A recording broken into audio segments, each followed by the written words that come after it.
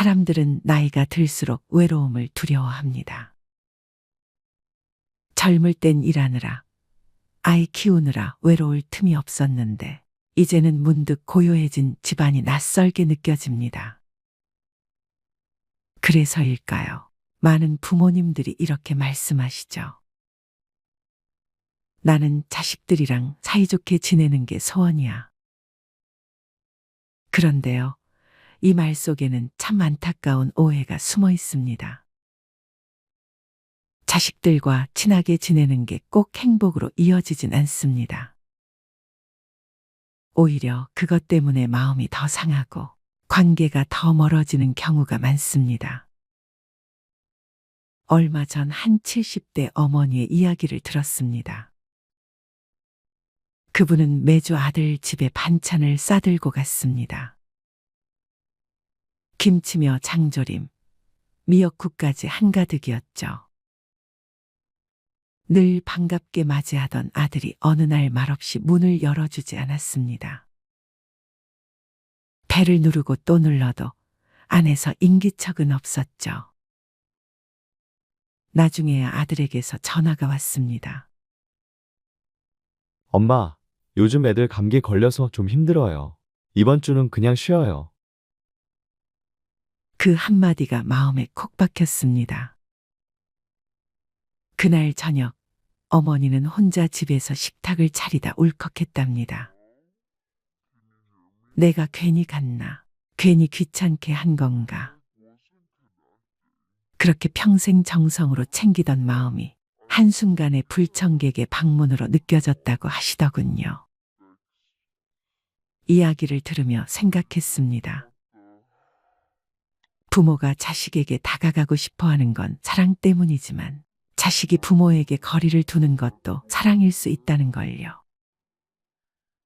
나이든 부모에게 친함은 애정의 표현이지만 자식에게 친함은 종종 부담이 됩니다.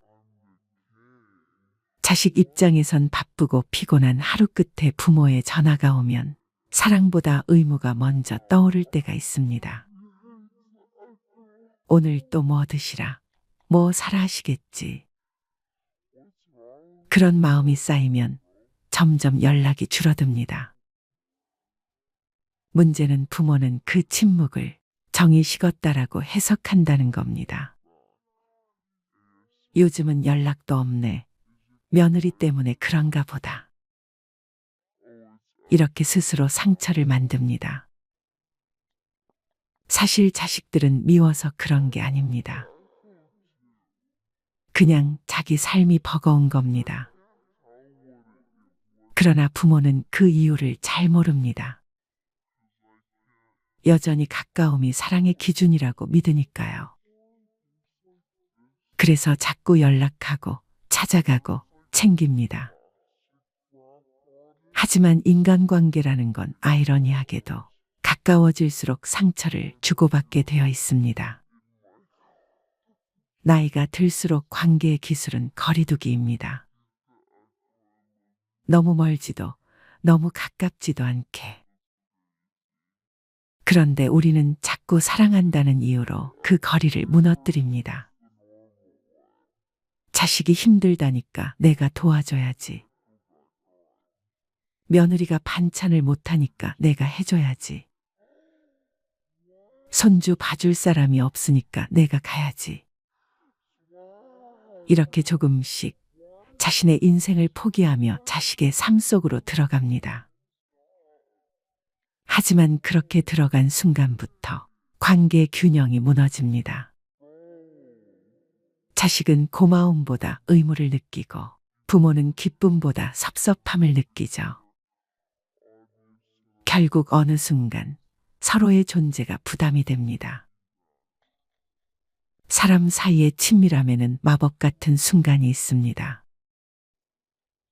너무 가까워지기 전에 그 미묘한 거리감. 서로의 삶을 존중하면서도 마음은 이어진 상태. 그게 진짜 좋은 관계입니다. 그런데 부모는 그걸 참기 어렵습니다. 자식을 사랑하는 마음이 너무 크니까요. 사랑한다는 이유로 자꾸 통제하려 들고 가르치려 들고 걱정이라는 이름으로 간섭하게 됩니다. 그리고 그렇게 간섭할수록 자식은 멀어집니다. 어느 날 한 아들이 이런 말을 했습니다. 엄마랑은 그냥 조금 덜 가까웠으면 좋겠어요. 그 말을 들은 어머니는 처음엔 충격을 받았습니다. 내가 뭐 잘못했나? 난 늘 잘해줬는데. 그런데 곰곰이 생각해 보니 아들이 틀린 말이 아니었습니다. 늘 전화를 걸어 밥은 먹었니? 오늘 뭐 먹었어? 묻던 자신. 주말마다 반찬을 챙겨가던 자신. 그 모든 게 사랑이 아니라 집착이었을지도 모른다고요. 사람 사이에는 적당한 온도가 필요합니다. 너무 뜨거우면 금세 식고 너무 차가우면 얼어붙습니다. 관계도 마찬가지입니다. 부모와 자식은 뜨거웠던 시절을 지나 이제는 따뜻한 온도로 살아야 합니다. 그 온도는 서로의 거리를 인정하는 데서 만들어집니다. 누군가는 이렇게 말하더군요. 부모의 사랑은 주는 순간부터 서서히 내려놓는 연습을 해야 한다. 사랑이란 건 붙잡는 게 아니라 흘려보내는 겁니다. 그런데 많은 부모님들이 그걸 놓지 못하고 결국 자신이 외로워집니다. 내가 이렇게 해줬는데 왜 그 아이는 나한테 이렇게 무심할까? 하지만 자식의 무심함은 사랑이 식어서가 아니라 인생의 무게가 그만큼 커졌기 때문입니다. 진짜 지혜로운 부모는요, 자식이 자신을 떠나도 불안해하지 않습니다. 오히려 이렇게 말합니다. 이제 됐다. 내 자식이 자기 삶을 살고 있구나. 그리고 자신도 자기 삶으로 돌아갑니다. 친구를 만나고 취미를 만들고 혼자 밥을 먹어도 외롭지 않은 사람.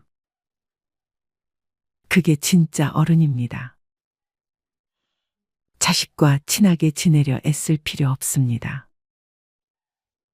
자식이 어려울 때 마음속으로 기도해주고 필요할 때 손 한번 내밀어주는 것만으로 충분합니다. 그게 인생의 거리에서 가능한 최선의 사랑입니다. 부모가 자식에게 줄 수 있는 최고의 선물은 불편하지 않은 사랑이에요. 지나치게 가까운 관계는 결국 서로를 피곤하게 만듭니다. 자식은 부모의 눈치를 보고 부모는 자식의 반응을 기다리며 하루를 보냅니다. 그렇게 사랑이 의무로 변하고 의무가 불편함으로 변하죠. 결국 남는 건 내가 뭘 그렇게 잘못했을까라는 후회뿐입니다. 그러니 이제는 조금 멀리 서보세요. 자식에게 연락이 오지 않아도 마음이 불안하지 않은 사람이 되세요. 그게 어른의 품격이고 노년의 자유입니다. 언젠가 자식도 그걸 느낄 겁니다. 우리 엄마, 우리 아버지는 나를 참 믿어줬구나. 그리고 그 믿음이 자식의 마음을 다시 부모 곁으로 데려옵니다. 가까이서 얻지 못한 사랑이 멀리서 피어납니다. 거리를 둔다고 해서 마음이 멀어지는 건 아닙니다. 오히려 거리가 있을 때 마음은 더 선명해집니다. 사랑은 붙잡을 때보다 놓을 때 더 깊어집니다. 그러니 이제 이렇게 말해보세요. 난 자식들과 친하게 지내려 하지 않는다. 대신 서로의 인생을 존중하는 친구로 지내고 싶다. 그렇게 살아가는 부모의 뒷모습은 그 자체로 자식에게 평생의 교훈이 됩니다.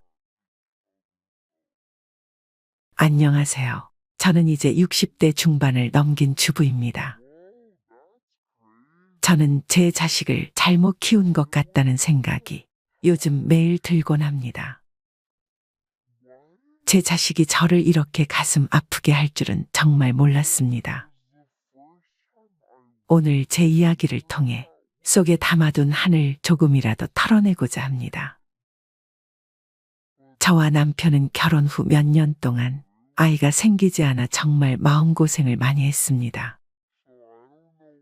그렇게 고생한 끝에 아들을 얻었을 때는 세상을 다 얻은 기분이었어요. 저희 부부는 아들을 정말 금이야 오기야 키웠습니다. 땅에 발을 대면 혹시라도 다칠까봐 늘 조심스럽게 돌보고 무엇 하나 부족하지 않도록 애지중지했죠. 그렇게 아들은 저희의 노력과 사랑 속에서 자라났습니다. 아들은 자라면서 나름 성실하게 공부하고 좋은 직장도 잡고 저희를 자랑스럽게 만들어줬습니다. 그러다가 2년 전 결혼을 하게 되었는데 그때까지만 해도 저는 너무 행복했습니다. 손주를 보게 될 날이 오겠구나. 이제 노후에 외롭지 않겠구나 하는 생각에 마음이 설렜습니다. 하지만 아들이 결혼하고 나서부터 저희 가족의 평화는 산산이 부서지기 시작했습니다. 아들이 결혼할 때 며느리를 처음 집에 데리고 왔을 때 기억이 아직도 생생합니다. 며느리는 참 고운 아이였어요. 얼굴도 뽀얗고 눈매도 또렷하니 처음엔 참 마음에 들었습니다. 다만 어딘지 모르게 굉장히 예민해 보인다는 느낌이 있었습니다. 남편도 처음부터 며느리의 성격이 너무 예민해 보인다며 제게 걱정을 털어놓았죠. 여보, 저 며느리 너무 예민한 것 같지 않아? 아들이랑 잘 맞으려나 모르겠어. 저는 남편을 달랬습니다. 요즘 애들 다 저래요. 우리 때랑 다르게 자라서 그런 거지. 괜찮을 거예요. 그래도 그 당시엔 아들이 며느리와 행복해 보였으니 저희는 그저 두 아이가 잘 살기를 바라는 마음으로 결혼을 허락했습니다. 그리고 결혼식은 무사히 마쳤고 아들과 며느리는 신혼집에서 잘 지내는 듯 했습니다. 저희도 특별히 간섭하지 않고 그저 두 사람의 행복을 기원하며 지냈습니다.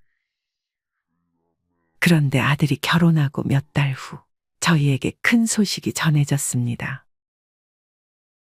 아들이 임신 소식을 전해온 겁니다. 엄마, 수진이 임신했어요. 손주 보실 날이 곧 올 것 같아요. 그 소식을 듣고 저는 너무 기뻤습니다.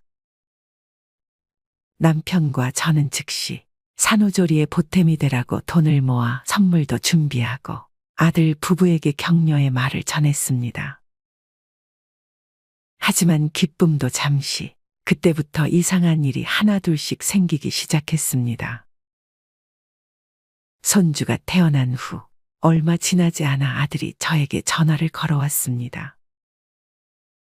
엄마, 수진이가 이제 직장에 복귀해야 할 때가 됐어요. 손주를 좀 봐주실 수 있을까요? 그 말을 듣는 순간 저는 당황했습니다.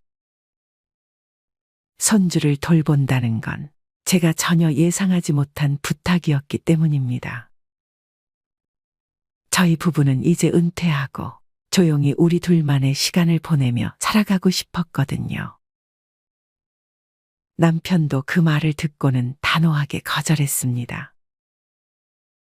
안 돼. 우리가 이제 나이도 있고 몸도 예전 같지 않아. 너희가 어떻게 할지 알아서 해야지. 우리가 그걸 어떻게 하냐? 남편의 말이 맞았습니다. 저희는 이제 체력적으로도 많이 힘든 상태였고 손주를 돌본다는 건 보통 일이 아니었습니다. 하지만 아들은 끊임없이 저에게 부탁했습니다. 엄마, 수진이가 직장 생활을 포기할 순 없잖아요. 엄마가 잠깐만 봐주시면 돼요. 정말 잠깐만요. 저는 결국 아들의 간청에 이길 수 없었습니다. 남편은 계속 반대했지만 저는 손주를 돌보기로 결정했습니다. 남편은 그날 밤 저에게 화를 냈습니다. 내가 말했잖아. 이러다 우리 둘 다 병난다고. 당신도 건강 생각해야지. 나도 알아요. 그런데 손주를 생각하면 어쩔 수가 없잖아요. 그렇게 저희는 손주를 돌보기 시작했습니다. 처음엔 그래도 잘해보자며 마음을 다잡았지만 시간이 지나면서 점점 지쳐갔습니다.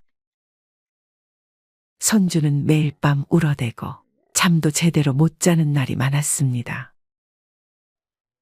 남편은 점점 짜증을 내며 집에서 멀리 떨어진 방으로 피신하곤 했습니다. 며느리는 주말마다 집에 와서 이런저런 지적을 하기 시작했습니다. 어머니, 아이 옷이 너무 얇아요. 이렇게 입히면 감기 걸리겠어요. 어머니, 분유병은 매번 제대로 소독하고 계시죠? 위생에 신경 많이 쓰셔야 해요. 그 말을 들을 때마다 저는 속이 상했습니다. 제가 손주를 돌보려고 애쓰는 걸 알아주지 못하고 이런 식으로 계속 지적만 하니 참 기분이 나빴습니다. 하지만 며느리와 아들의 부부 사이가 틀어지지 않도록 저는 계속 참기로 했습니다. 그렇게 힘든 시간을 보내고 있을 때 며느리 부모님이 저희에게 연락을 해왔습니다. 사돈댁은 미국에서 살고 있어 며느리를 도와줄 수 없다고 하더군요. 여건상 한국에 자주 올 수 없고 체류 기간도 제한되어 있어 현실적으로 도움을 줄 수 없는 상황이라고 했습니다. 사돈댁 어머님은 미안한 마음에 이렇게 말했습니다. 저희도 딸을 돕고 싶지만 멀리 떨어져 있어 현실적으로 도울 방법이 없네요. 저희가 돈을 지원해 드릴 테니 어머님께서 손주를 봐주시면 정말 감사하겠습니다. 사돈댁이 돈을 지원하겠다고 하니 순간 당황스러웠습니다. 돈이 문제가 아니라 저희는 체력적으로 지쳐 있었고 며느리와의 갈등도 깊어지는 상황이었기 때문입니다. 남편은 사돈댁의 제안을 단호히 거절했습니다. 돈이 문제가 아닙니다. 저희는 이제 손주를 돌볼 체력이 없습니다. 손주는 너무 사랑스럽지만 저희는 더 이상 그 일을 할 수가 없어요. 사돈댁 어머님은 아쉬워했지만 저희의 입장을 이해하는 듯 했습니다. 그런데도 사돈댁은 계속해서 도와줄 방법을 찾겠다며 간청했습니다. 정말 저희도 힘든 상황이라서요. 다시 한번 생각해 주실 수 없을까요? 남편은 사돈댁의 간청에도 단호히 말했습니다.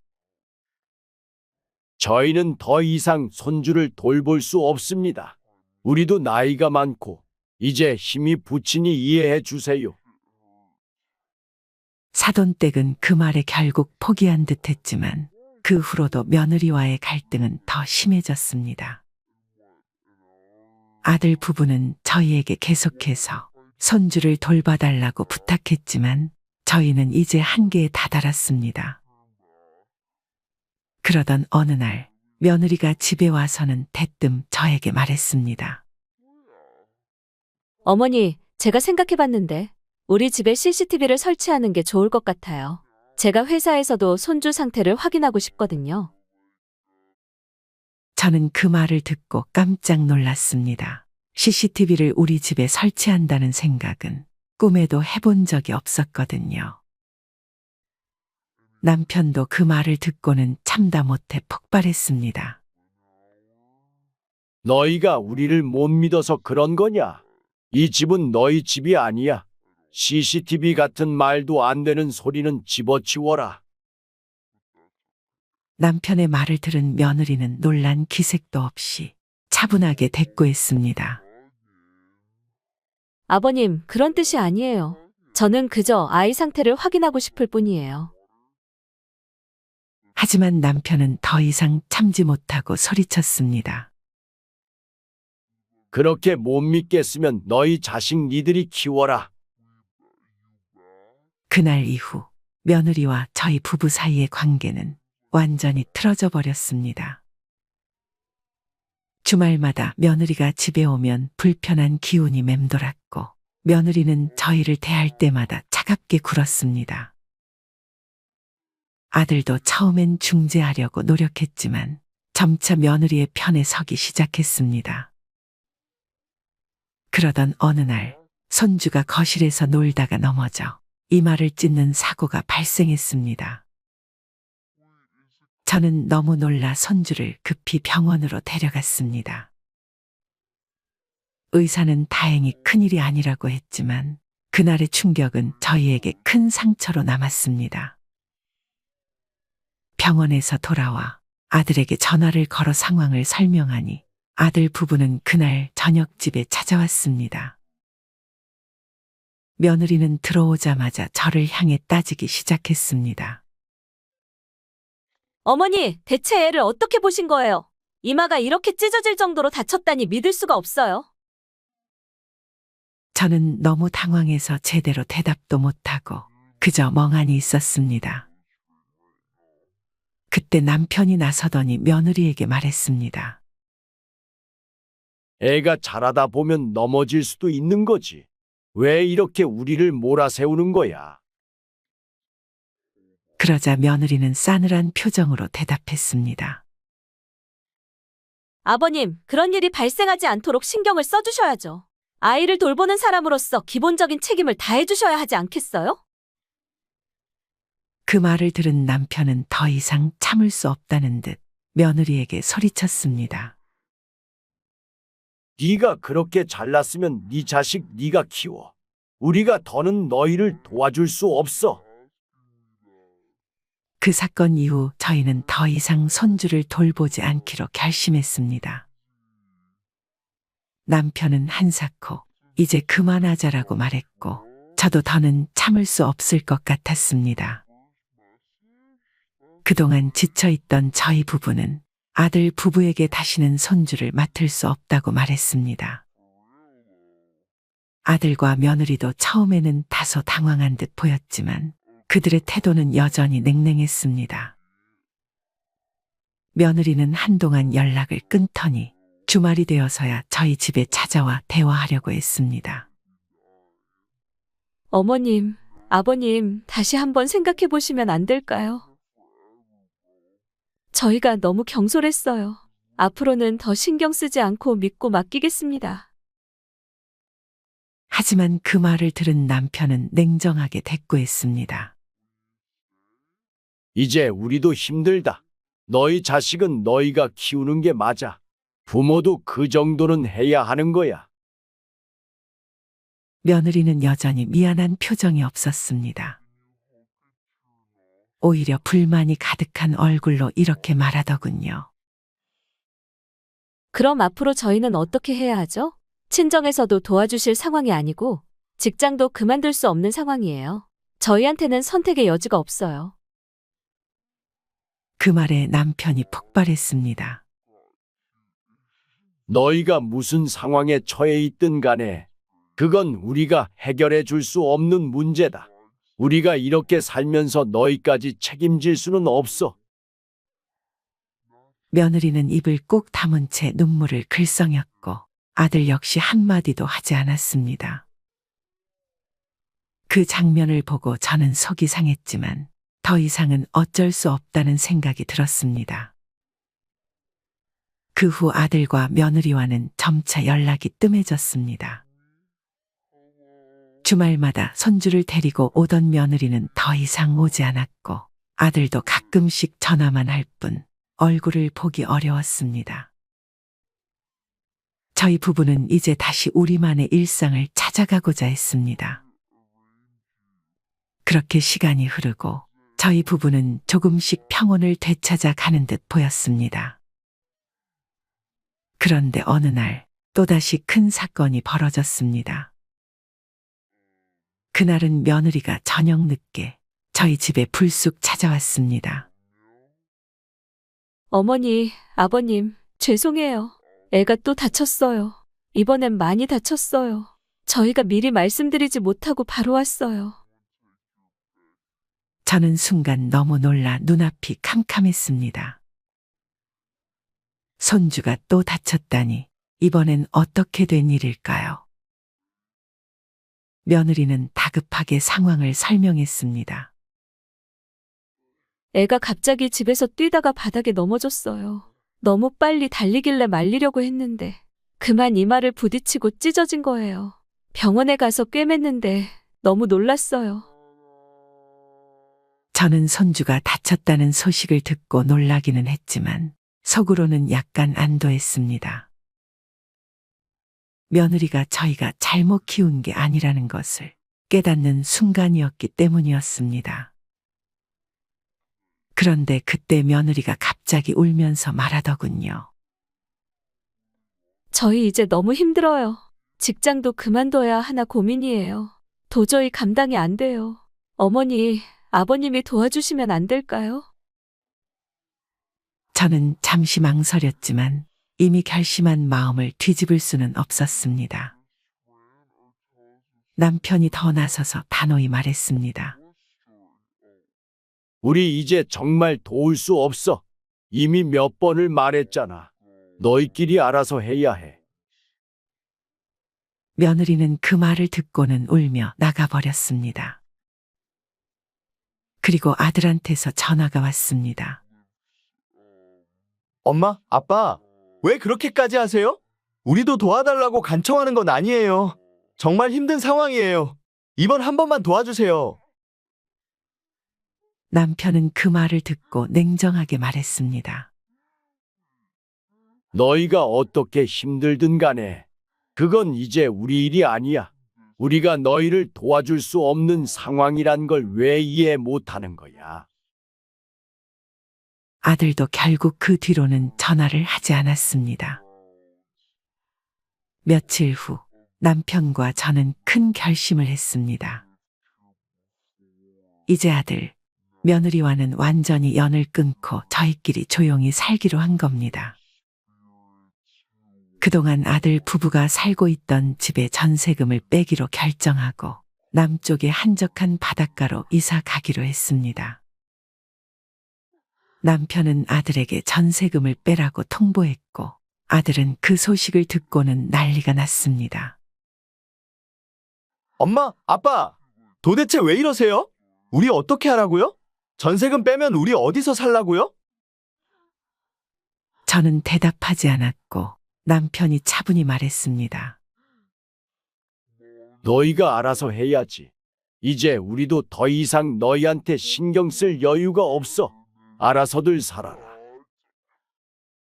며느리도 그 후 저에게 전화해서 사정했습니다. 어머니, 제가 정말 잘못했어요. 제발 다시 생각해 보세요. 저희가 앞으로는 더 잘할게요. 하지만 저는 마음을 굳게 먹었습니다. 더 이상은 저희가 책임질 일이 아니라고 생각했으니까요. 결국 며느리는 제게 눈물을 흘리며 말했습니다. 어머니, 이혼할게요. 이혼하고 말 거예요. 그럼 어머님도 저희 손주 못 볼 겁니다. 저는 그 말을 들으며 아무 감정도 느껴지지 않았습니다. 더 이상 며느리의 협박에 휘둘릴 일이 없다는 것을 깨달았기 때문입니다. 결국 저희는 모든 것을 정리하고 남쪽 바닷가로 이사할 준비를 마쳤습니다. 아들, 며느리와는 연락을 끊고 조용히 살기로 했습니다. 손주가 보고 싶지 않은 건 아니지만 이제 저희도 우리 인생을 찾아야 한다는 생각에 마음을 정리했습니다. 그동안의 갈등과 상처는 가슴속에 남아있겠지만 더 이상 아들 부부에게 휘둘리지 않고 저희 부부만의 평화를 찾아 나가기로 했습니다. 자식 때문에 받았던 상처는 시간이 지나도 쉽게 아물지 않겠지만 이제는 남편과 함께 조용한 삶을 꿈꾸며 앞으로 나아갈 생각입니다.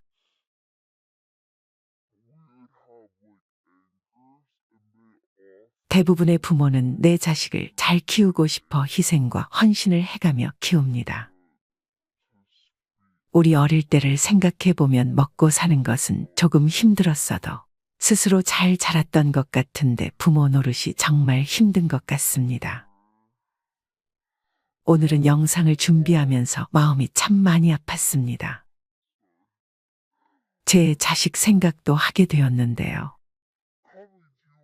부모는 내 자식 일이라면 그 상대가 어떤 존재이건 온몸을 던져 방어하고 자신은 부족하고 힘들게 살더라도 자식만은 더 나은 길을 걷게 하고 싶어 합니다. 그 과정에서 종종 나를 상실한 채 오로지 자녀에게 올인하는 모습을 보이기도 합니다. 하지만 자식을 위하는 부모의 마음과 극명하게 대비되는 것이 부모를 버리고 싶어하는 자식의 마음일 것입니다. 남보다 못한 존재, 애증이 가득 담긴 이 한마디 공감하시나요? 이건 바로 부모와 자식에 대한 불편한 감정이 담겨 있습니다. 살면서 내 부모 때문에, 자식 때문에, 형제 때문에 남보다 못하다는 말이 나올 정도의 경험을 하신 분들이 있습니다. 우리가 자식 때문에 괴로운 것이 당연한 걸까요? 자식 문제로 질문하는 얘기를 들어보면 저는 안 괴로울 수가 없어요 이라는 것 같습니다. 난 이러이러한 이유로 괴로울 수밖에 없습니다. 괴로운 게 굉장한 자랑이나 되는 것처럼 이유를 척척댑니다. 그러면 나라는 존재는 자식 때문에 끝없이 불행할 수밖에 없습니다. 자식은 자식대로 자기 인생을 살 뿐이에요. 그런데 부모는 자식의 인생을 마치 내 인생인 양 의미를 부여합니다. 그런 생각으로 사랑을 쏟다 보니 자식이 내 마음 같지 않은 걸 보고는 괴로운 거예요. 자식은 커가면서 엄마 품을 떠나는 게 당연합니다. 가까이 사는 가족을 자주 만나는 것은 좋지만 때로는 거리를 두는 것이 중요하다는 사실을 알고 계셨나요? 가끔은 자주 만나면 갈등이 발생할 수 있습니다. 일상적인 소소한 일들에서 비롯된 갈등을 예방하고 서로 간의 관계를 보다 강화시키려면 적절한 거리를 유지하는 것이 중요합니다. 자주 만나지 않아도 서로에 대한 관심과 애정을 유지하며 만날 때 더욱 특별하게 대하게 될 것입니다. 자식을 남으로 생각하세요. 자식을 남처럼 대해야 더 오래 건강하게 갈 수 있습니다. 자식이 나 자신이라고 생각하면서 집착하고 간섭하면 오히려 사이가 나빠지게 됩니다. 자식을 남으로 생각하면 우리 가정의 문제가 순식간에 아무 일도 아니게 됩니다. 그냥 남이니까 서로 서운하게 할 수도 있고 서로 상처 줄 수도 있고 그러면 또 내가 아프다고 힘들다고 얘기하면 됩니다. 우리 가정이 문제 가정이 아니라 인간관계에서 늘 펼쳐지는 일들 중 일부로 생각할 수 있는 점이 좋습니다. 또한 거리를 두면서도 서로에 대한 사랑과 이해가 깊어질 수 있습니다. 각자의 삶을 존중하고 이해함으로써 더 튼튼하고 지속적인 관계를 유지할 수 있습니다. 서로에게 자유를 주고 받으면서도 더욱 강한 유대감을 형성할 수 있을 것입니다. 이렇게 거리를 두면서도 가족과 친구 간의 관계를 풍요롭게 유지할 수 있습니다. 더불어 개인의 성장과 풍요로운 삶을 추구하면서 소중한 인연을 지속적으로 강화시킬 수 있을 것입니다. 거리를 두어야만 발견할 수 있는 새로운 아름다움들을 찾아보세요. 그리고 자식을 타인이라고 나와 완벽하게 분리되어 바라보아야 합니다. 내 마음과 같다고 생각하거나 내 감정을 알아주지 않는다고 서운해한다면 서로 피곤한 관계가 되어버립니다. 이는 자식이 나와 같다고 생각하기 때문에 생기는 문제입니다. 자식뿐만 아니라 다른 관계에서도 동일시가 일어날 수 있지만 가장 가까이 하고 시간을 많이 보내는 자식 간에 가장 두드러지게 갈등이 드러납니다. 이 세상 누구도 나와 같은 사람이 될 수 없고 가족도 물론 나와 가장 가깝다고 여겨지는 부모 자식 간에도 서로의 룰이 있고 선이 있음을 인정해야 합니다. 너무 가까워지고 밀접된 관계는 부담과 구속으로 느껴질 수 있고 서로를 안고 있는 고슴도치처럼 가시가 서로의 살에 박힐 수밖에 없습니다. 인간은 욕망의 존재이고 욕구를 해소하며 살아야 하는 존재입니다. 그런 인간은 서로를 착취하거나 이용하려 할 수도 있으며 내가 나를 철저하게 지키지 않으면 이용되기 쉬운 세상입니다. 그것은 가족 간에도 예외가 없으며 가족이라는 테두리 안에서도 나라는 테두리를 잘 지켜야 내가 건강한 정신으로 살아갈 수 있습니다. 잘못된 부모를 사랑하려 노력한 결과는 공황장애라는 유명한 김창옥 강사의 말이 있습니다. 사람은 누구나 알게 모르게 실수와 잘못을 하면서 살아가는 존재이고 그것을 다른 사람이 수용할 필요는 없습니다. 그 잘못된 감정을 뱉어내고 말을 해야 그 사람이 고칠 수 있고 나도 아프지 않고 건강하게 살 수 있습니다. 그게 가족이든 어떤 관계든 나 자신을 건강하게 지켜낼 수 있는 건강한 정신을 기르는 것이 현대 사회에서 무엇보다도 중요하다고 할 수 있습니다. 마지막으로 좋은 글 하나 소개해 드리겠습니다. 이 글을 들으면서 여러분들이 살아온 인생을 한번 돌아보시길 바랍니다. 이젠 나 스스로를 사랑해야 한다. 우리는 이 세상에 올 때 혼자였다.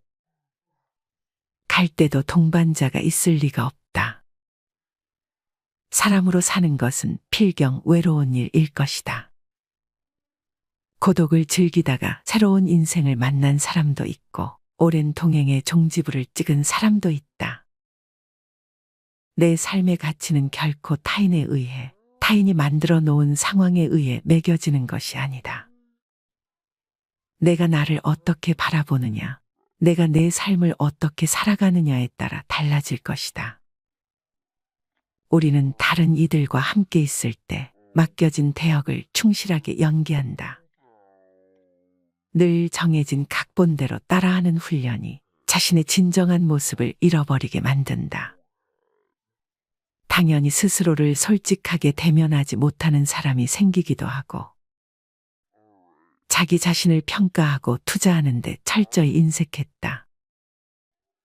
혼자인 사람은 가장 자유로운 사람이다. 그러나 사람들은 자신의 배역에 익숙해져 있는 터라 이런 자유를 마주하게 되면 오히려 충격에 빠진다. 그래서 상당수의 사람들이 혼자라는 사실을 참을 수 없어 한다. 혼자는 곧 외로우며 공허하고 단정짓고 착각 속에 빠진다. 하지만 사람은 모두 자신의 길을 당당히 걸어가야 한다. 이젠 자식도 배우자도 일상의 삶에서 잠시 내려놓고 그들만큼이나 사랑한 열정을 오래 잊고 지냈던 나 자신과의 사랑을 위해 사용해 보기로 하자.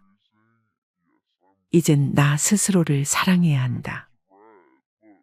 내가 나를 사랑해주지 않으면 누가 날 나만큼 사랑해줄까? 최근에 혼자만의 시간을 누려본 기억이 있는가? 혼자서 여행을 가본 적이 있는가? 스스로 고독한 여행자가 되어보자.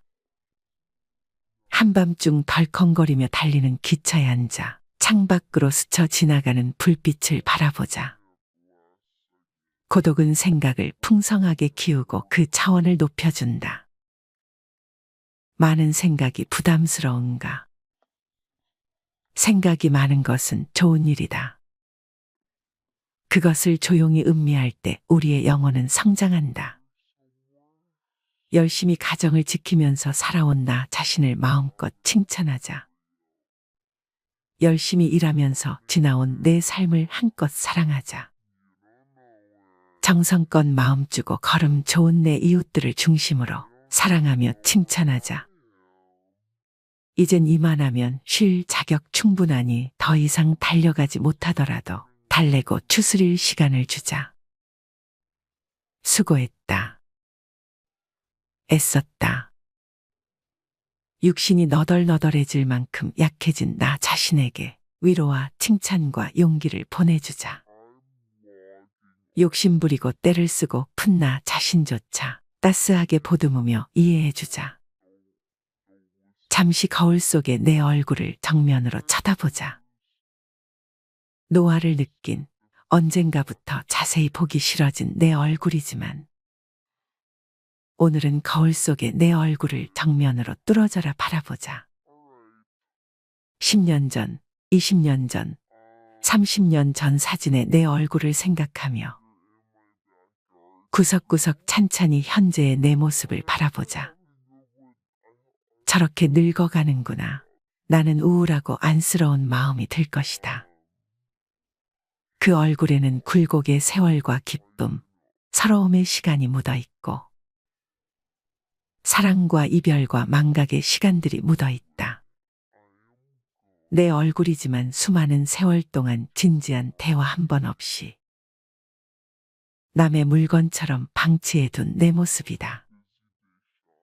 언제 이렇게 수많은 주름살이 얼굴을 도배했을까? 언제 이렇게 떨어진 꽃잎의 색깔처럼 피부는 갈색 침전이 되었을까? 한때는 거울 속에 저 얼굴에도 신혼의 싱그러움이 있었다. 애들 초등학교 입학식 때 희망에 찬 젊은 부모의 기계가 있었을 것이다. 경제적 궁핍함에 힘든 세월 속에서도 꿋꿋이 웃음을 잃지 않던 얼굴이었고 애들의 교육 문제로 일희일비하던 극성스런 부모의 얼굴이었다. 갑자기 먼 길 떠나는 부모님과의 영원한 이별을 회한의 눈물로 보내드린 얼굴이었고 지금은 당시 부모님의 얼굴로 쓸쓸히 거울 속에 있다. 낯설게 변해버린 굳은 무표정의 얼굴에게 이젠 진정으로 좋은 표정을 선물해주자. 지난 세월 근심과 걱정 속에서 찌들어간 내 얼굴에게 앞으로는 웃음과 희망을 전해주고 더 이상 주름살은 남겨주지 않도록 노력하자. 열심히 살아온 내 얼굴에게 그동안 너무 고마웠다고 말해주자. 수십 년을 동고동락해준 내 얼굴에게 지구상에 오직 하나뿐인 내 얼굴에게 남은 시간은 우리들만을 위해 바치겠노라고 약속하자.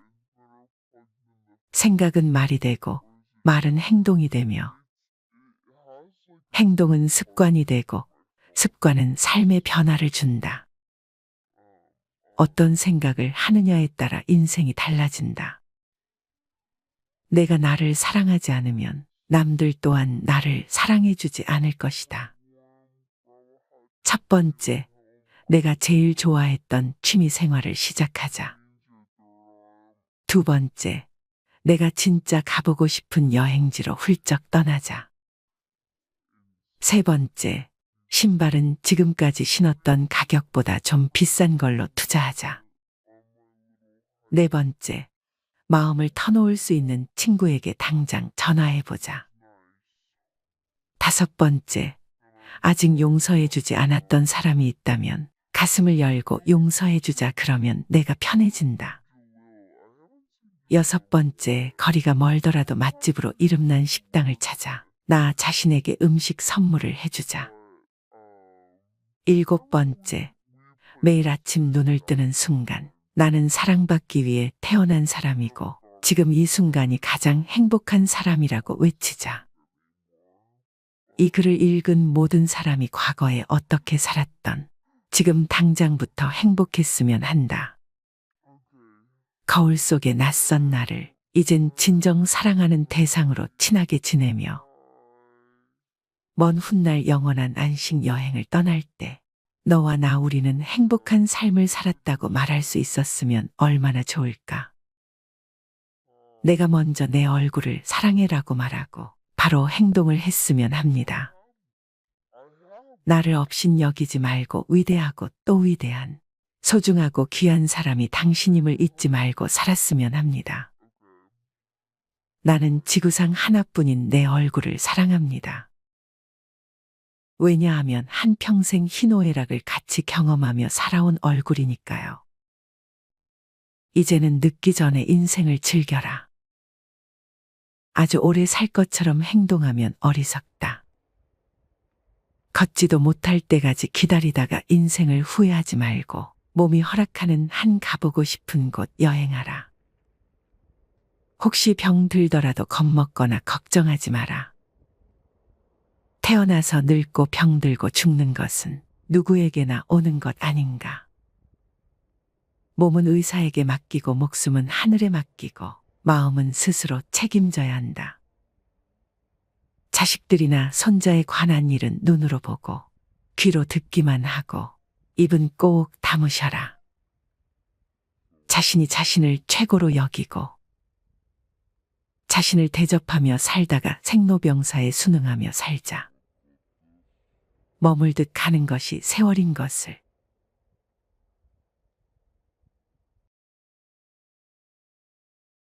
인생은 혼자서 가는 길. 나이가 들면 들수록 꽃 같은 인품의 향기를 지니고 넉넉한 마음으로 살게 하소. 늙어가더라도 지난 세월에 너무 애착하지 말고 언제나 청춘의 봄날로 의욕이 솟아 활기가 넘치는 인생을 젊게 살아가게 하소서.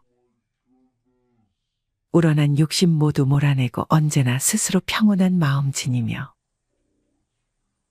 지난 세월을 모두 즐겁게 안아 자기 인생을 사랑하며 살게 하소서. 지나간 과거는 모두 아름답게 여기고 앞으로 오는 미래의 시간표마다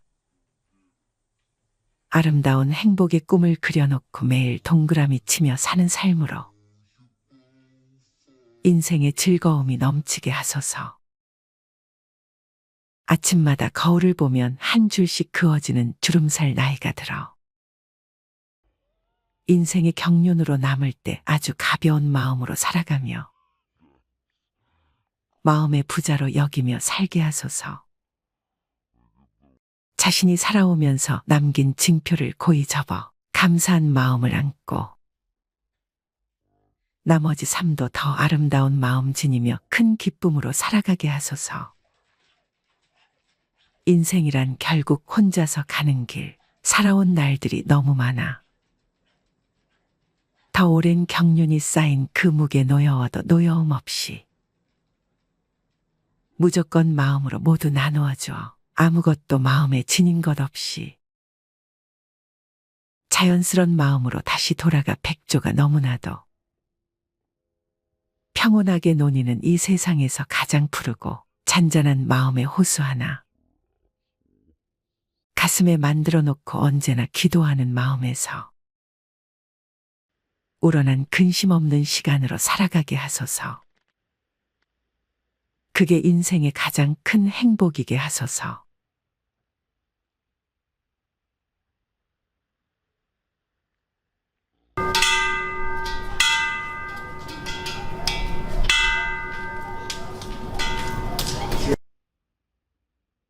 결혼한 지 2년이 된 준호 씨는 이번 추석에도 혼자 고향으로 내려가는 길에 올랐습니다. 아내 혜진 씨는 이번에도 시댁에 오지 않겠다는 결정을 내렸고 준호 씨는 그 결정을 존중하려 했지만 여전히 마음속은 복잡했습니다. 첫해 결혼한 명절부터 혜진 씨는 시댁에 가지 않겠다고 했고 그때부터 준호 씨의 마음은 점점 무거워졌습니다. 매년 명절이 다가올 때마다 가족 간의 갈등은 깊어졌고 올해도 어김없이 준호 씨는 홀로 부모님을 뵈러 가는 길에 나섰습니다. 차를 타고 3시간을 달려 도착한 고향집. 익숙한 집 앞 풍경이 반가우면서도 마음 한구석에는 불안함이 자리 잡고 있었습니다. 집에 들어서자마자 익숙한 음식 냄새가 풍겼습니다. 그 냄새는 매년 어머니 명자 씨가 명절을 위해 준비하는 요리의 향기였습니다. 하지만 올해도 어머니 혼자서 모든 일을 하고 계실 것을 생각하니 준호 씨는 마음이 더 무거워졌습니다. 엄마, 저 왔어요. 준호 씨는 어머니에게 인사하며 주방으로 다가갔습니다. 주방에서 분주하게 움직이고 있는 어머니 명자 씨는 아들 준호를 보자 반갑게 맞았지만 얼굴엔 피로가 역력했습니다. 왔구나. 오느라 힘들었지? 얼른 씻고 와라. 저녁 준비 다 됐다. 준호 씨는 주방 안으로 들어가 어머니를 도우려 했습니다. 엄마, 도와드릴게요. 혼자 하시면 힘드실 텐데요. 그러나 명자 씨는 피곤한 얼굴로 고개를 저으며 말했습니다. 아니다. 너도 오느라 힘들었을 텐데 그냥 쉬어라. 그러나 준호 씨는 어머니의 말을 듣고 그냥 앉아 있을 수 없었습니다. 그는 곧바로 주방으로 들어가 전을 부치기 시작했습니다. 어머니가 전을 뒤집으며 그동안 쌓여온 피로와 서운함을 참지 못하고 한마디 내뱉었습니다. 결혼한 지 얼마 안 됐는데 시댁에 한 번도 안 오겠다고 하는 게 말이 되니? 명자 씨는 준호 씨를 향해 조용히 물었습니다. 그러나 그 안에는 깊은 섭섭함이 담겨 있었습니다. 준호 씨는 아무 말도 하지 못했습니다. 그동안 아내 혜진의 결정을 존중하려 했지만 어머니의 실망과 섭섭함을 마주할 때마다 준호 씨는 스스로가 이 상황을 제대로 풀지 못한 것 같아 괴로웠습니다. 다른 며느리들은 다 오는데 왜 혜진이만 안 오는 거야? 명자 씨는 준호 씨의 얼굴을 바라보며 말을 이어갔습니다. 다들 와서 얼굴도 보고 같이 음식도 만들고 다들 그렇게 하는데 혜진이만 왜 안 오냐고. 준호 씨는 답답한 마음에 깊은 한숨을 내쉬었습니다. 엄마, 혜진이는 어릴 때부터 엄마가 시댁에서 고생하는 걸 보고 자라서 그래요. 그게 혜진이한테는 큰 상처로 남아있어요. 그래서 명절 때 시댁에 오는 게 너무 힘들다고 했어요. 그러나 명자 씨는 그 대답에 전혀 납득하지 못하는 눈치였습니다. 다른 사람들도 힘들어. 근데 그걸 다 참고 오는 거잖아. 그게 명절이고 그게 가족이지. 왜 혜진이는 그걸 못 견디겠다고 하니? 명절 한번 시댁에 오는 게 그렇게 어려운 일이냐? 명자 씨의 목소리에는 서운함과 피로가 겹쳐져 있었습니다. 그녀는 매년 같은 말을 되풀이하며 며느리들이 명절에 오지 않는 이유를 납득할 수 없었습니다. 그런 어머니의 목소리에 준호 씨도 더 이상 할 말이 없었습니다. 그는 아내 혜진의 결정을 이해하려 했지만 어머니의 상처를 마주할 때마다 그의 마음은 괴로움으로 가득 찼습니다. 그때 형과 형수가 아이들을 데리고 집에 도착했습니다. 형수는 아이들과 시간을 보내며 주방에서 멀찍이 떨어져 있었고 명자 씨는 그 모습을 보며 짜증이 치밀어 올랐습니다.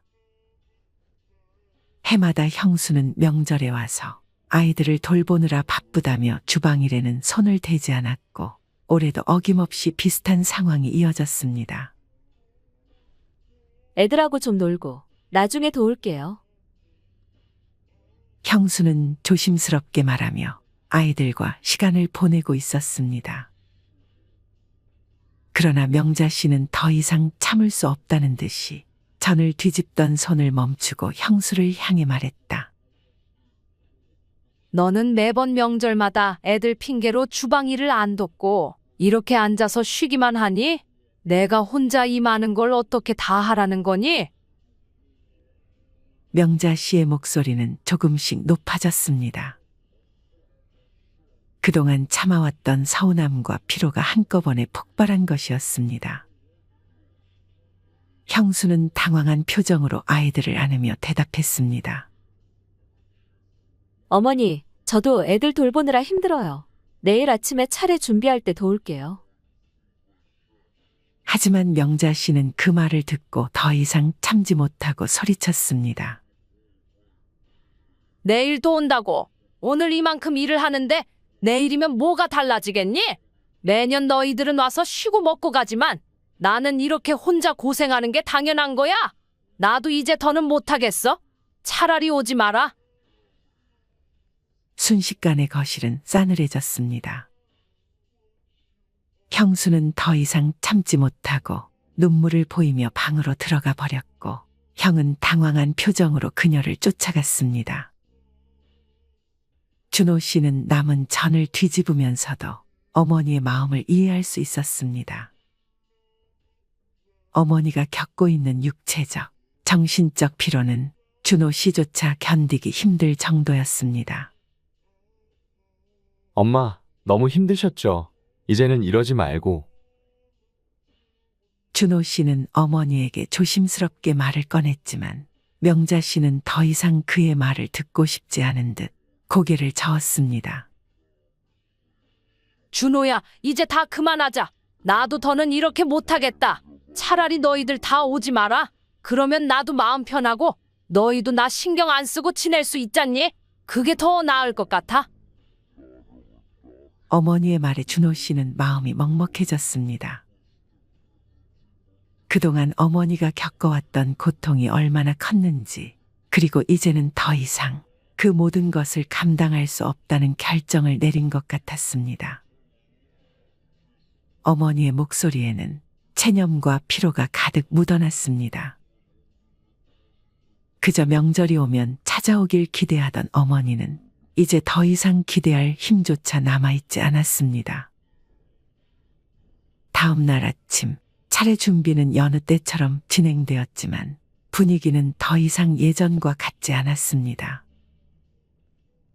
어머니는 아무 말 없이 조용히 음식을 준비했고 형과 형수는 어색한 침묵 속에서 차례를 지냈습니다. 차례가 끝난 후 형과 형수는 아이들을 데리고 서둘러 떠났습니다.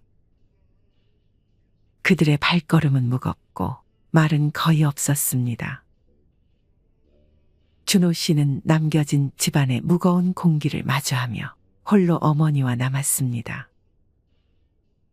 어머니는 설거지를 하며 묵묵히 일을 하고 있었고 준호 씨는 그 모습을 지켜보며 차마 아무 말도 할 수 없었습니다. 명절은 이제 더 이상 가족 간의 즐거운 화합의 시간이 아니었습니다. 그저 서로의 상처를 확인하는 날로 변해버린 듯했습니다. 그날 저녁, 준호 씨는 어머니와 함께 조용히 저녁 식사를 했습니다. 음식은 여전히 맛있었지만 그 안에 담긴 어머니의 지친 손길과 마음을 느낄 수 있었습니다. 준호 씨는 더 이상 어머니가 힘든 명절을 보내지 않도록 무언가 해야 한다는 결심을 했지만 그것이 무엇인지조차 막막하게 느껴졌습니다. 어머니는 더 이상 자식들에게 기대하지 않겠다고 다짐한 듯했습니다. 자식들이 오지 않아도 명절을 혼자 보내도 그녀는 이제 더 이상 서운하지 않기로 한 것입니다. 그녀의 얼굴에는 피곤한 고요함만이 남아 있었습니다. 이번 사연 여러분은 어떻게 들으셨나요? 명절은 늘 따뜻한 가족의 풍경과 함께 떠오르는 단어이지만 오늘 이야기처럼 그리 따뜻하지 않은 현실을 마주하는 경우도 적지 않습니다. 추석을 앞두고 자식들이 오지 않는 것을 받아들이기로 한 어머니의 결심. 그리고 그런 어머니를 보며 마음 아파하는 자식들의 이야기는 많은 이들에게 공감과 씁쓸함을 동시에 안겨줍니다. 요즘 명절의 풍경은 과거와는 많이 달라졌습니다. 전통적인 가족 모임에서 벗어나 명절을 각자 보내거나 가족 간의 부담을 최소화하려는 가정이 많아지고 있습니다. 한편으로는 경제적인 부담, 장거리 이동의 피로, 그리고 가족 간의 갈등 등을 이유로 고향을 찾지 않겠다는 사람들이 늘어나고 있는 추세입니다. 실제로 2024년 한 통신사의 설문조사에 따르면 응답자의 절반 이상이 올해 추석에는 고향을 방문하지 않겠다고 응답했습니다. 이유는 여러 가지였습니다. 길게 쉴 수 있어서, 경제적 부담이 커서, 명절 노동이 걱정되어서 등이 그 이유로 꼽혔습니다. 특히 젊은 세대에서는 명절에 대한 기대감이 점점 줄어들고 있습니다. 가족 간의 잔소리, 결혼과 취업 문제에 대한 스트레스 등으로 인해 명절이 즐거운 시간이기보다는 부담스럽고 피하고 싶은 시간으로 여겨지는 경향이 커지고 있습니다. 반면 부모 세대는 자식들과 손주들이 함께 모이는 전통적인 명절 풍경을 기대하는 경우가 많습니다. 이런 세대 간의 인식 차이와 기대 차이가 명절을 앞둔 갈등의 주요 원인 중 하나로 작용하고 있는 것이죠. 또한 명절 노동의 문제는 여전히 많은 가정에서 중요한 이슈로 자리 잡고 있습니다. 특히 여성들에게 있어 명절은 몸과 마음 모두가 지치는 시간이 될 수 있습니다. 많은 이들이 명절이 다가올 때마다 음식을 준비하고 손님을 맞이하고 치우는 일까지 도맡으며 정신없이 시간을 보냅니다. 그러나 이 같은 과도한 노동을 견디는 것이 전통이라는 이유만으로 당연하게 받아들여져서는 안 됩니다. 이러한 문제의식이 점점 커지면서 이제는 명절의 형태와 의미가 변화하는 시점에 와 있는 것이 아닐까요? 사실 명절은 누군가에게는 기다려지는 시간이지만 또 다른 누군가에게는 부담스러운 시간일 수 있습니다. 혼자 있는 시간이 외로울 것 같지만 그 시간은 자신을 돌아보고 온전히 쉬는 귀중한 기회가 될 수도 있습니다. 혼자서 추석을 보내게 된 사람들에게 혹은 가족과의 갈등 속에서 추석을 맞이하는 사람들에게 전하고 싶은 메시지가 있습니다. 명절이 반드시 가족이 함께라는 공식에만 갇힐 필요는 없다는 것입니다. 세상이 변하면서 명절의 모습도 자연스럽게 바뀌고 있습니다. 요즘에는 고향을 찾는 대신 도시에서 쉬거나 해외로 여행을 떠나는 사람들이 많아졌습니다. 특히 명절 스트레스와 경제적인 부담을 피하고자 하는 경향이 두드러지며 이를 반영하듯 명절 대체 문화가 확산되고 있습니다. 여행이나 자기 개발, 새로운 취미를 통해 명절을 더 의미 있게 보내는 사람들이 많아지고 있는 것입니다.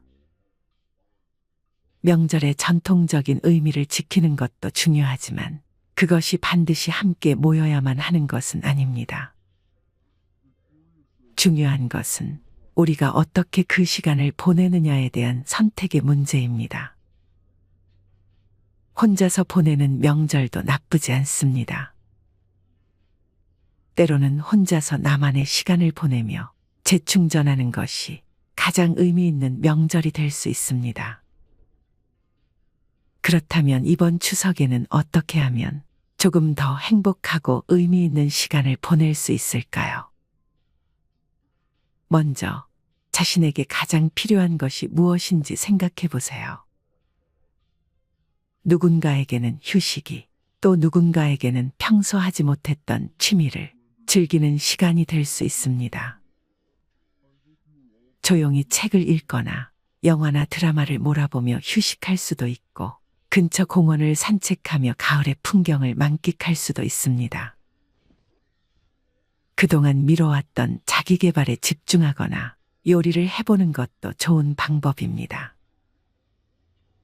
또한 최근에는 혼자서도 즐길 수 있는 다양한 명절 활동들이 늘어나고 있습니다.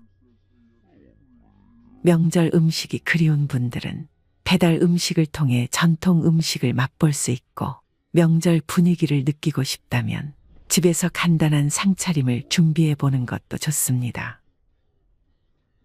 명절을 꼭 누구와 함께 보내지 않더라도 나만의 방식으로 충분히 의미 있게 보낼 수 있습니다.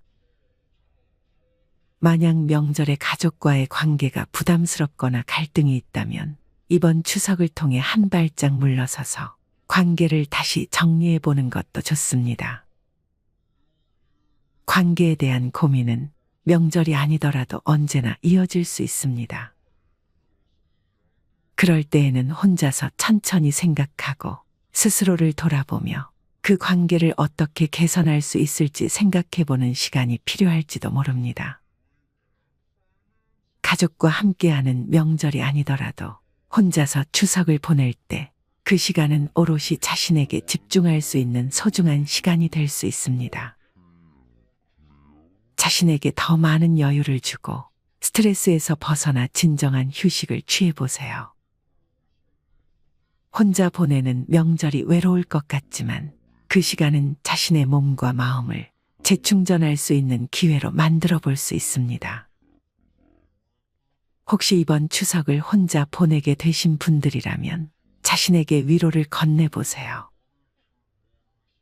혼자라는 사실이 외롭거나 쓸쓸한 것이 아니라 그 시간을 통해 진정한 평안을 얻고 자신만의 시간을 즐길 수 있음을 깨닫는 것이 중요합니다. 나 자신을 위한 시간을 충분히 누릴 수 있는 기회로 삼고 그 안에서 새로운 의미를 발견해 보세요. 모두가 각자의 방식으로 추석을 맞이하고 있지만 그 안에 담긴 소중한 시간은 누구에게나 같습니다.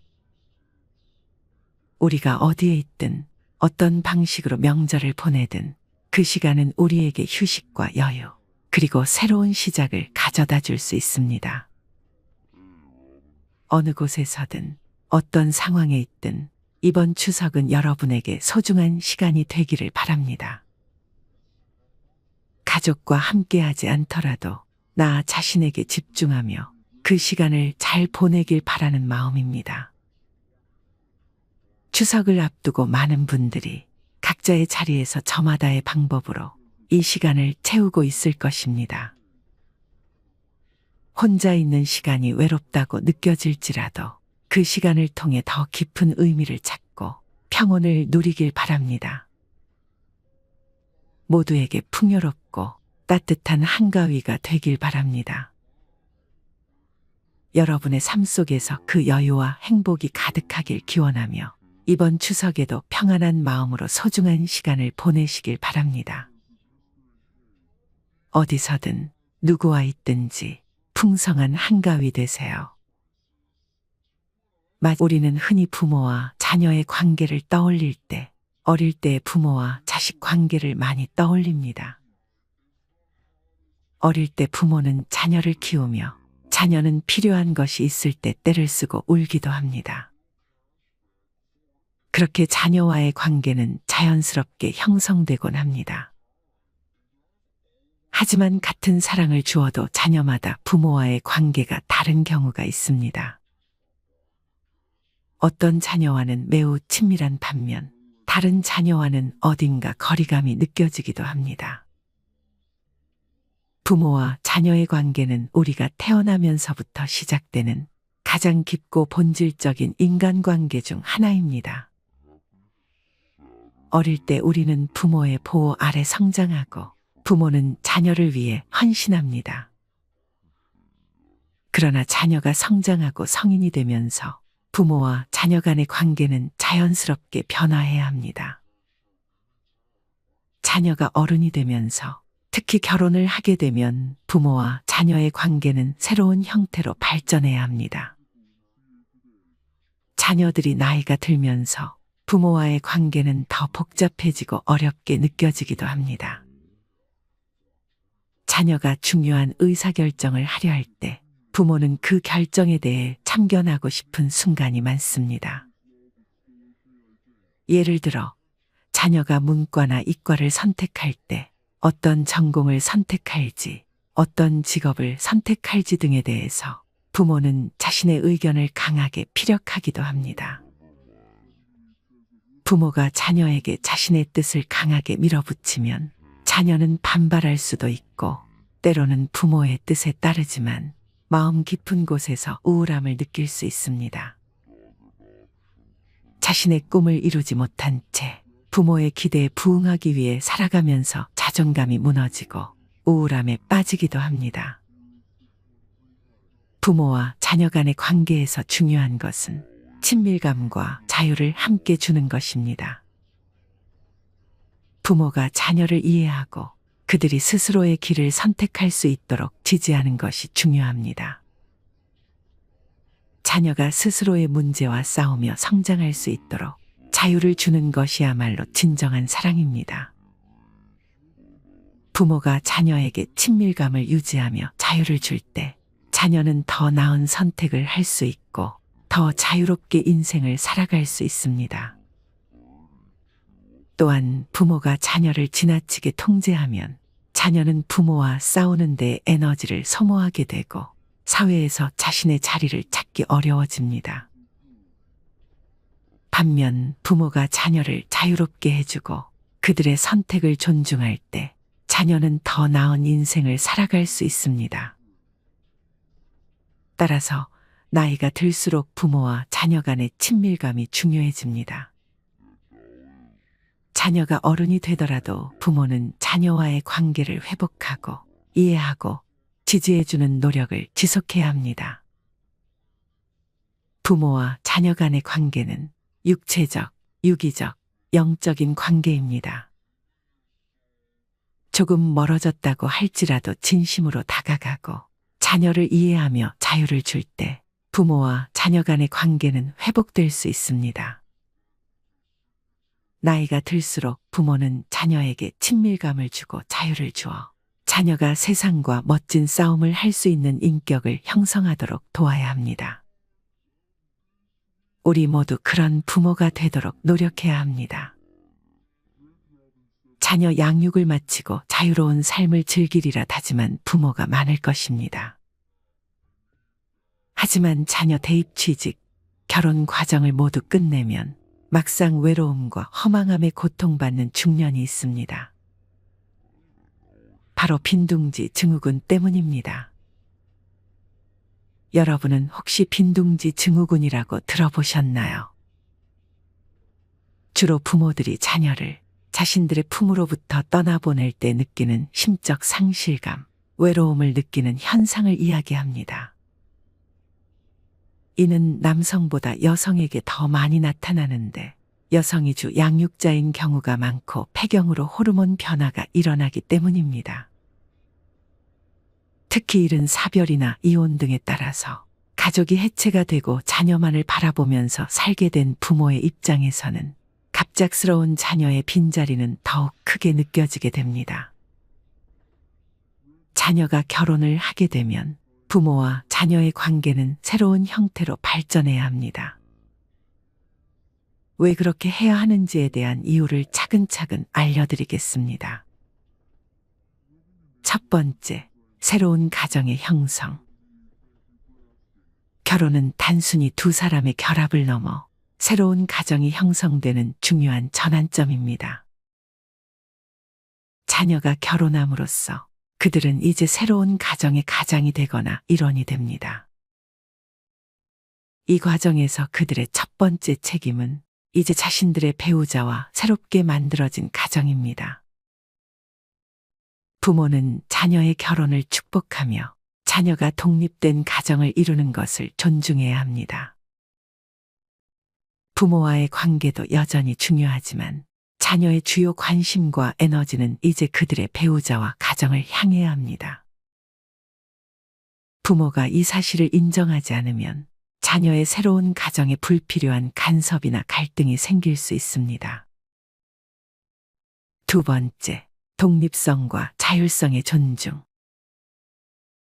자녀가 결혼하면 부모로부터 독립하여 자율적으로 인생을 계획하고 살아갈 책임을 집니다. 이 독립성은 자녀가 결혼 생활에서 자신의 역할을 충분히 수행할 수 있게 도와줍니다. 부모가 자녀의 결혼 생활에 지나치게 개입하거나 자녀의 삶에 과도하게 영향을 미치려고 하면 자녀의 독립성과 자율성을 침해할 수 있습니다. 이는 자녀가 자신만의 결정을 내리고 배우자와 함께 삶을 꾸려가는데 방해가 될 수 있습니다. 부모는 자녀가 이제 독립된 성인으로서 자신의 결정을 내릴 수 있는 능력을 신뢰하고 그들의 선택을 존중해야 합니다. 세 번째, 부부간의 유대감 형성. 결혼한 부부는 서로에게 가장 중요한 사람이 됩니다. 이 관계는 사랑과 신뢰 그리고 상호 이해를 바탕으로 형성됩니다. 부부가 서로에게 의지하고 함께 문제를 해결하며 삶의 기쁨과 어려움을 나누는 과정에서 부모의 개입은 오히려 부정적인 영향을 미칠 수 있습니다. 부모가 자녀의 삶에 지나치게 간섭하면 부부간의 유대감이 약화될 수 있고 자녀는 배우자와 부모 사이에서 어려운 선택을 강요받게 될 수 있습니다. 이는 결혼 생활의 안정성과 행복에 부정적인 영향을 미칠 수 있습니다. 네 번째, 부모와 자녀의 새로운 역할 인식. 자녀가 결혼하면 부모와 자녀 모두 새로운 역할을 인식하고 받아들여야 합니다. 부모는 이제 자녀의 삶에서 이전처럼 중심적인 역할을 하지 않습니다. 그들은 자녀의 선택을 존중하며 필요할 때 조언을 주는 역할로 변해야 합니다. 자녀 역시 부모가 아닌 배우자와 함께 인생의 중요한 결정을 내리는 새로운 역할을 받아들여야 합니다. 부모가 자녀의 삶에 과도하게 개입하려 하면 자녀는 자신의 결혼 생활에 불필요한 부담을 느낄 수 있습니다. 자녀가 결혼한 이후 부모는 자녀의 삶에서 조금 물러나 그들의 새로운 역할을 이해하고 존중하는 것이 중요합니다. 다섯 번째, 자녀의 행복과 결혼 생활의 안정을 위해. 결혼한 자녀의 행복은 그들이 자신만의 결혼 생활을 안정적으로 꾸려나가는 데 달려 있습니다. 부모가 자녀의 결혼 생활에 지나치게 관여하면 이는 오히려 자녀의 결혼 생활에 긴장감을 초래하고 갈등을 일으킬 수 있습니다. 자녀가 자신의 결혼 생활을 주도적으로 이끌어갈 수 있도록 부모는 적절한 거리를 유지해야 합니다. 이는 자녀의 결혼 생활이 더 안정적이고 행복할 수 있도록 돕는 중요한 요소입니다. 여섯 번째, 부모와 자녀 간의 건강한 관계 유지. 부모가 결혼한 자녀를 이제 남이라고 생각하며 그들의 독립을 인정하고 존중할 때 부모와 자녀 간의 관계는 오히려 더 건강해질 수 있습니다. 부모는 자녀의 삶에 무리하게 개입하지 않음으로써 자녀에게 신뢰와 존중을 받을 수 있습니다. 또한 자녀는 부모의 기대에 부담을 느끼지 않고 자신의 결혼 생활에 집중할 수 있게 됩니다. 이는 부모와 자녀 간의 관계가 더욱 성숙하고 서로를 이해하고 존중하는 관계로 발전하는 데 도움이 됩니다. 일곱 번째, 세대 간 갈등을 예방. 결혼한 자녀를 남이라고 생각하는 것은 세대 간 갈등을 예방하는 데도 중요한 역할을 합니다. 부모 세대와 자녀 세대는 서로 다른 가치관과 삶의 방식을 가지고 있기 때문에 자녀의 결혼 생활에 대한 부모의 과도한 개입은 갈등을 초래할 수 있습니다. 부모가 자녀의 독립을 인정하고 그들의 결정을 존중하는 태도를 보일 때 이러한 갈등은 줄어들고 자녀는 자신의 결혼 생활을 더욱 건강하고 행복하게 이끌어갈 수 있습니다. 결론적으로 결혼한 자녀를 이제 남이라고 생각하는 것은 부모와 자녀 모두에게 건강한 관계를 유지하고 자녀가 독립된 성인으로서 자신만의 결혼 생활을 꾸려갈 수 있도록 돕는 중요한 자세입니다. 부모는 자녀의 삶에서 물러서서 그들의 선택을 존중하며 필요할 때 조언을 주되 지나치게 개입하지 않는 태도를 가져야 합니다. 이는 자녀의 행복과 결혼 생활의 안정성에 긍정적인 영향을 미치며 부모와 자녀 간의 관계를 더욱 성숙하고 건강하게 만드는 데 기여합니다.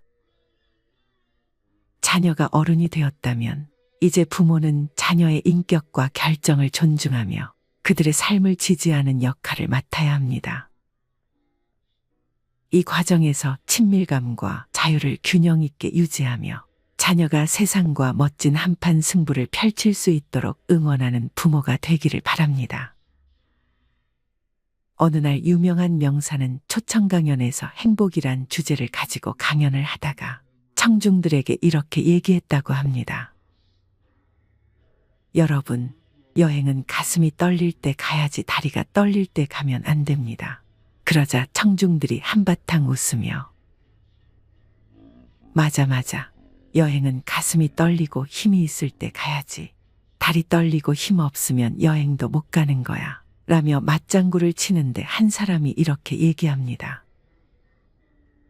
말씀은 좋은데 아이들 공부도 시켜야 하고 결혼도 시켜야 하고 해줄 게 많으니 여행은 꿈도 못 꿉니다. 나중에 시집, 장가 다 보내고 그때나 갈랍니다. 하지만 나중은 없습니다. 세상에 가장 허망한 약속이 바로 나중에라고 합니다. 무엇인가 하고 싶으면 바로 지금 당장 실천에 옮겨야 하지 않을까요? 영어로 present는 현재라는 뜻인데 선물이라는 뜻도 있죠. 우리에게 주어진 현재라는 시간은 그 자체가 선물임을 알아야 합니다. 오늘을 즐기지 못하는 사람은 내일도 행복할 수 없습니다. 암 환자들이 의사에게 공통적으로 하는 얘기가 있다고 합니다. 선생님, 제가 60살부터는 여행을 다니며 즐겁게 살려고 평생 아무 데도 다니지 않고 악착같이 일만 해서 돈을 모았습니다. 그런데 이제 암에 걸려서 꼼짝도 할 수가 없네요. 차라리 젊었을 때 틈나는 대로 여행도 다닐 걸 너무너무 억울합니다. 이런 분들도 있다고 합니다. 오늘은 정말 갈비가 먹고 싶네. 그래도 내가 평생 먹지도 않고 쓰지도 않으면서 키운 아들, 딸이 셋이나 있으니 큰아들이 사주려나 둘째 아들이 사주려나 아니면 막내딸이 사주려나 그렇게 목을 길게 늘어뜨리고 하염없이 자식들을 기다리는 분이 계셨는데 어떤가요? 정말 답답한 분이라고 생각되지 않으신가요? 어느 자식이 일하다 말고 우리 엄마가 지금 갈비를 먹고 싶어 하네. 당장 달려가서 사드려야지 하는 아들, 딸들이 있을까요? 아무리 자기 뱃속에서 나왔어도 이렇게 텔레파시가 통하는 자식은 세상에 없습니다. 지금 갈비가 먹고 싶은 심정은 오직 자기 자신만 알지 아무도 모릅니다. 그러니 갈비를 누가 사줘야 하나요? 내가 달려가 사 먹으면 됩니다. 누구 돈으로 사 먹나요? 당연히 자기 지갑에서 나온 돈으로 사 먹어야 합니다. 결국 나한테 끝까지 잘해줄 사람은 본인밖에 없다는 얘기입니다. 또 하나 명심하여야 할 것은 나의 행복을 자식에게 떠넘겨서는 안 된다는 사실입니다. 자식이 자주 찾아와 효도하면 행복하고 아무도 찾아오지 않으면 불행하다고 말하는 사람은 신의 삶을 껴안을 줄 모르는 사람입니다. 자식들은 자라면서 온갖 재롱을 피우고 순간순간 예쁜 모습을 보일 때 이미 효도를 다 하였습니다. 진정으로 행복해지고 싶다면 가만히 앉아서 누가 나를 행복하게 해 주기만을 기다리는 수동적인 정신 상태부터 바꿔야만 합니다. 먹고 싶은 것이 있으면 내가 알아서 사 먹고 행복해지고 싶다면 지금 당장 행복한 일을 만들어야 하는 것입니다. 나중은 없습니다. 지금이 나에게 주어진 최고의 선물임을 잊지 마십시오. 오늘부터 어떤 상황에 부딪히더라도 나중에 라는 말은 지구 밖으로 멀리 던져버리고 지금 당장 실천하고 행동하여 행복의 기쁨을 누리시길 바랍니다.